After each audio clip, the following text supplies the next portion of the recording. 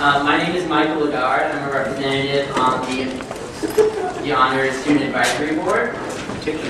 I will be kind of emceeing tonight's event. For those of you that this is the first 60-second lecture series that you've been to, it's going to be fun. And the format of it is going to be essentially this. We have 6 different presenters. They're going to come up, introduce themselves, and then I'll start a timer, and they will go ahead and give a speech over the topic tonight, which is media and American politics.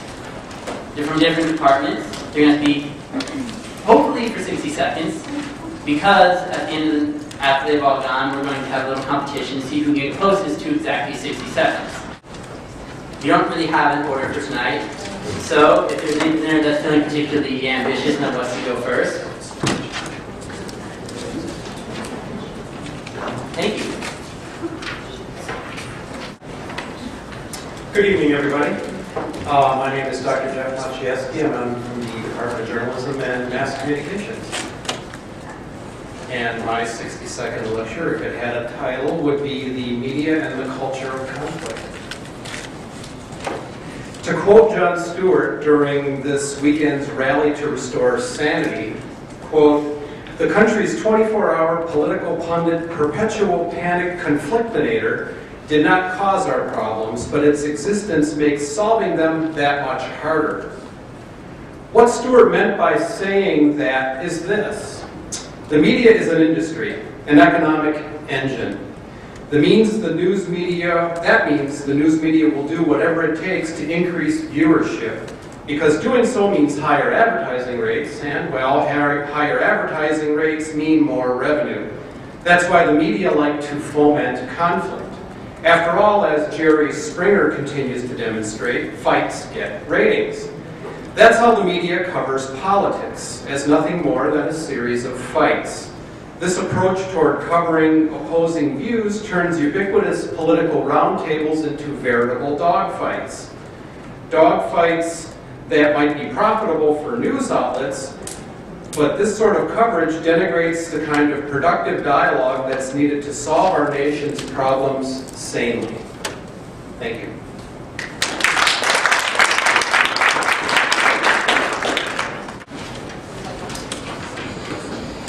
If I was cool, my notes would be on an iPad, but they're not. When I teach my media politics class, I divide it into 3 sections. I talk about the effect of the media on us, the effect on elections, and the effect on governing. In terms of its effect on us, I'm Graham Ransom from political science, by the way. We can say, first of all, that it reduces participation in civic and political life because we're sitting on our duffs at home watching television. So that's one thing. As was just mentioned, the media lacks conflict, which makes us cynical about the process. So that's a problem. We also get a simplified black and white perception of the issues and lose some of the nuance along with all of that. In terms of the effect on elections, the biggest bias that we see in elections is the focus on the horse race rather than the focus on the issues, which means it becomes very difficult for voters to make an issue-based decision at the polls, as democracy would probably require. We only get to choose between the candidates we hear about, and we only hear about the candidates that we know about in the media, so that limits our range of options there. In terms of its effect on governing, arguably compromise becomes more difficult because of the media. The president gets more power at the expense of Congress because the focus of the media, less sexy and less TV-friendly issues get ignored, and having to look good on TV affects who gets elected.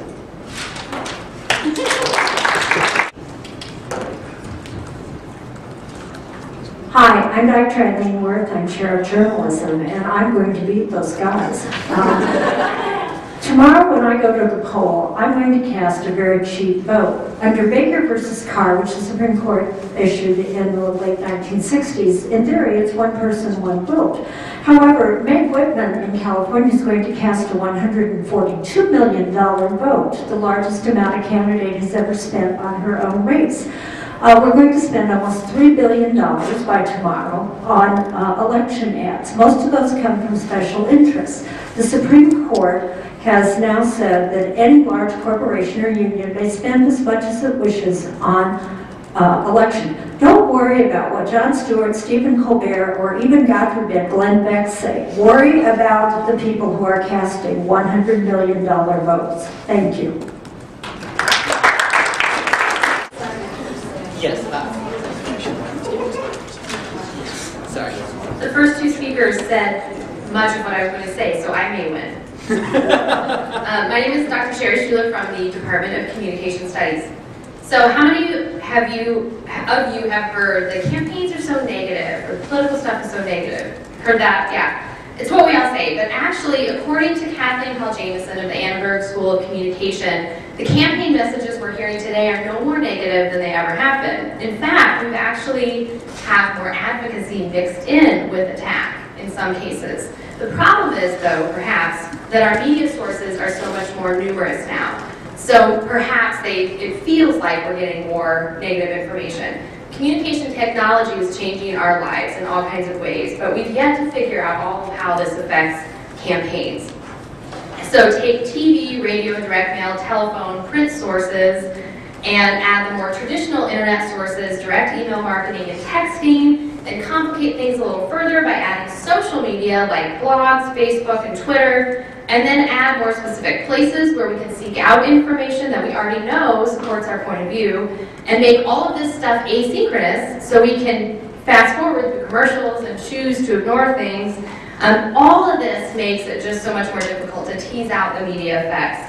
So when your buddy is using Facebook to tell you to vote or who to vote for, it's kind of hard to know, is this the media influencing politics or is this interpersonal communication?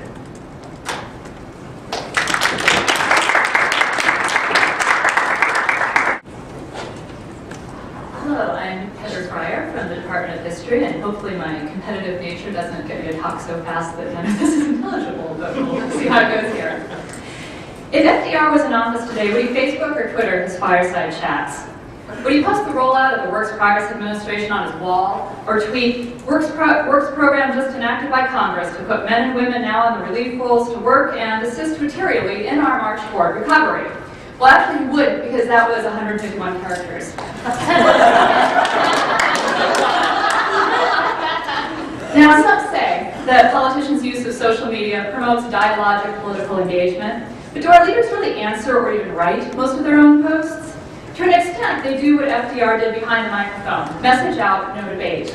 They skirt what made television the hot medium of the 1960s, the visible discomfort of a pointed question, and, as Richard Nixon would tell you, disastrous beads of sweat. But Fireside Chat explained the mechanics of each New Deal policy in a not brief, not entertaining way that gave families gathered around the radio information on trade, budgeting, and banking that they demanded, and made economic recovery Americans' common purpose. And listeners shaped the New Deal. They supported Roosevelt's broad program by voting 18 Democrats to Congress in the 1934 midterms, and set limits on change by protesting FDR's court packing plan in 1937. Ideology surely played a role, but did not supersede solid information about the administration and its policies. Now, maybe FDR would have a YouTube channel, but who'd watch? President Obama's October 9th address got about 26,000 views in 10 days.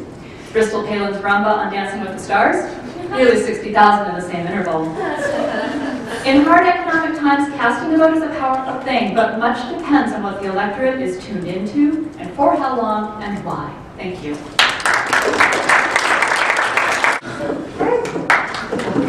Hi, I'm Scott Henderson. I'm in political science. As a political scientist, I like to think about relationships between different ideas, and when I talk about media in my class, I tend to think of a triangle and 3 points, 3 items at each of those points of the triangle: the media, public opinion, and government itself. Each of them influencing the other. And what I'd like to do tonight is examine one particular aspect of that relationship and ask a very simple question. How does this relationship influence the outcomes that we observe in the political world? That's the basic focus of much of my classes. My students who are here tonight would tell you. And what I want to look at tonight is I want to do this through the lens of the media's influence on public opinion, and in turn, public opinion's influence on government as it plays out in the role of campaign advertising, the media influencing public opinion and their votes, i.e. tomorrow, and how that affects the outcome that we will observe in terms of government structure come Wednesday morning. Thank you.